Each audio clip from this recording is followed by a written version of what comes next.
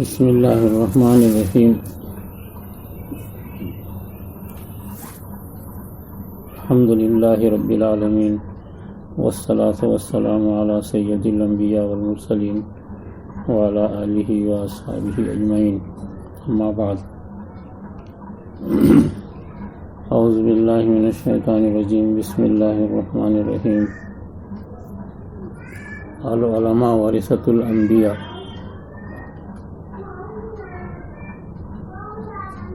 دراصل اس دنیا کے اندر انسانوں میں سب سے بڑا مقام اس شخص کا ہے جو علم نبوت کا ماہر ہو۔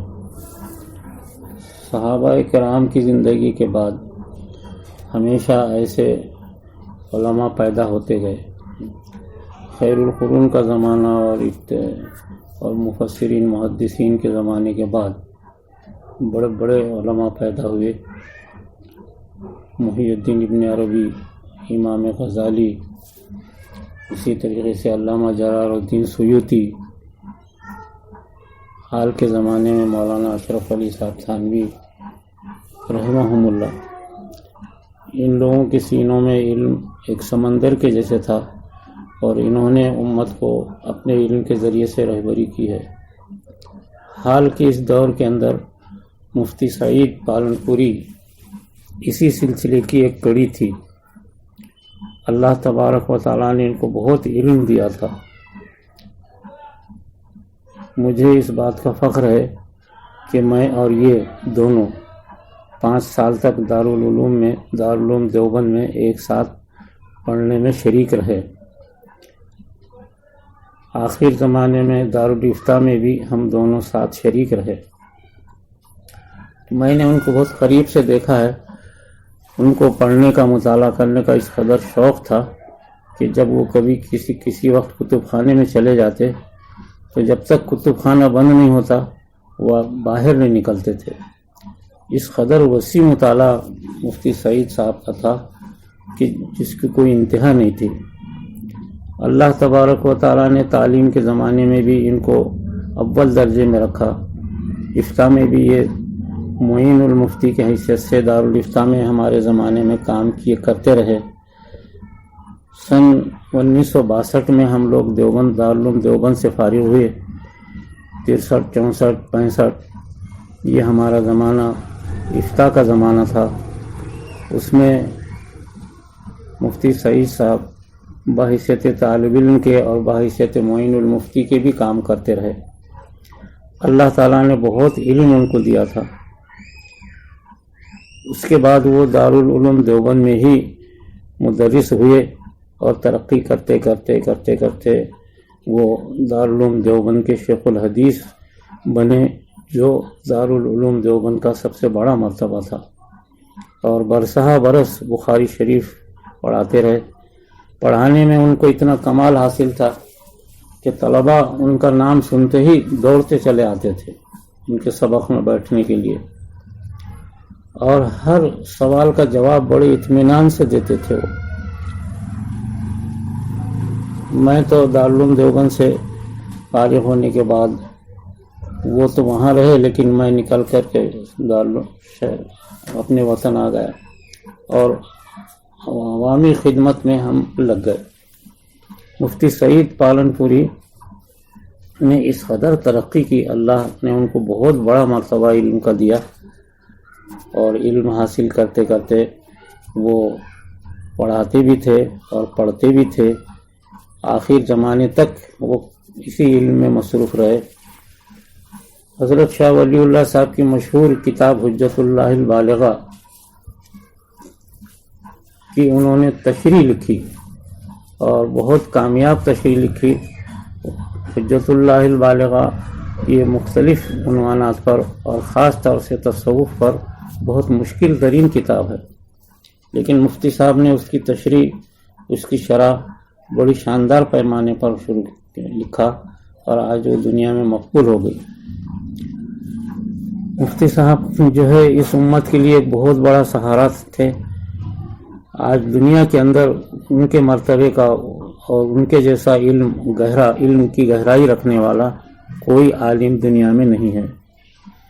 وہ منفرد تھے اس معاملے میں، چاہے عرب ہو یا عجم، اتنا لائق عالم جو ہے ان کی زندگی میں کوئی اور دوسرا نظر نہیں آیا۔ ان کے چلے جانے کے بعد ایسا محسوس ہوتا کہ علم کی گہرائیاں دنیا سے ختم ہو گئی۔ وہ منفرد شخص تھے اس معاملے میں۔ مجھے بڑی خوشی تھی کہ میں کبھی دارالعلوم دیوبند جاتا تو ان سے ضرور میری ملاقات ہوتی اور اپنے دوستانے کے زمانے کی زندگی کو وہ برابر یاد کرتے رہے اور بڑی بے تکلفی سے ملتے تھے۔ وہ میرے ہم عمر تھے، ہم جماعت تھے، ہم کلاس تھے، اور خصوصاً افتاء میں، دارالفتاء میں حضرت مفتی مہدی حسن صاحب جو مفتی اعظم تھے، ان کی نگرانی میں ہم لوگ جو کام کرتے تھے اس میں ان کا بڑا انہماک رہتا تھا۔ مفتی سعید صاحب کا انہماک سب سے زیادہ رہتا تھا۔ اسی طریقے سے دارالفتاء کے زمانے میں ایک اور شخصیت تھی، مفتی خیر الاسلام نوگامی آسام، جن کا ابھی حال ہی میں انتقال ہوا 2 دن قبل۔ وہ بھی ہمارے ساتھ کے تھے دارالفتاء میں۔ وہ، میں، مفتی سعید اور بھی کچھ طلباء تھے، ہم لوگ جو ہے مل جل کر کام کرتے تھے۔ مفتی سعید صاحب تو دنیا سے چلے گئے، کچھ عرصہ ہوا، اب مفتی خیر الاسلام نوگامی جو آسام کے امیر شریعت تھے اور آسام جمعیت علماء کے صدر بھی تھے اور جمعیت علماء ہند کے نائب صدر بھی تھے، وہ بھی ابھی 2 دن قبل اس دنیا سے چلے گئے۔ اب میں سمجھتا ہوں کہ ہمارے ساتھ کے لوگوں میں سے یہ 2 ہی لوگ تھے جو بہت بڑے مرتبے پہ تھے۔ اب ایک صاحب بھی میرے ساتھ کے موجود ہیں، مفتی نظام الدین مالیگاوی، جو الحمدللہ مالیگاؤں میں حیات ہیں۔ یہ ہم سب لوگوں کا ایک ہی ساتھ کا زمانہ ہے، ایک ساتھ پڑھے، ایک ساتھ رہے اور اپنے اپنے مقام پر کام کرتے رہے۔ مفتی نظام الدین صاحب مالیگاؤں میں اس وقت حیات ہیں، الحمدللہ ان کا بہت بڑا مقام اور مرتبہ ہے۔ مفتی سعید صاحب اور مفتی خیر الاسلام جو اس ابھی حال کے اندر ہی دونوں اس دنیا سے چلے گئے، یہ دونوں بھی ہمارے ساتھ کے لوگ تھے۔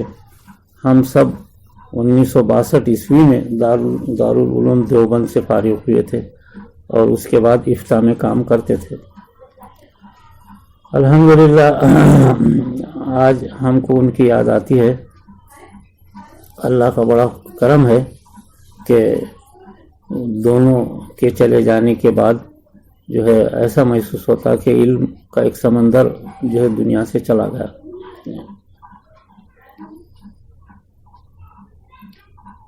اللہ تبارک و تعالیٰ سے دعا ہے کہ ایسے افراد آج امت میں پیدا ہوں جس کے ذریعے سے امت کو سہارا بنے۔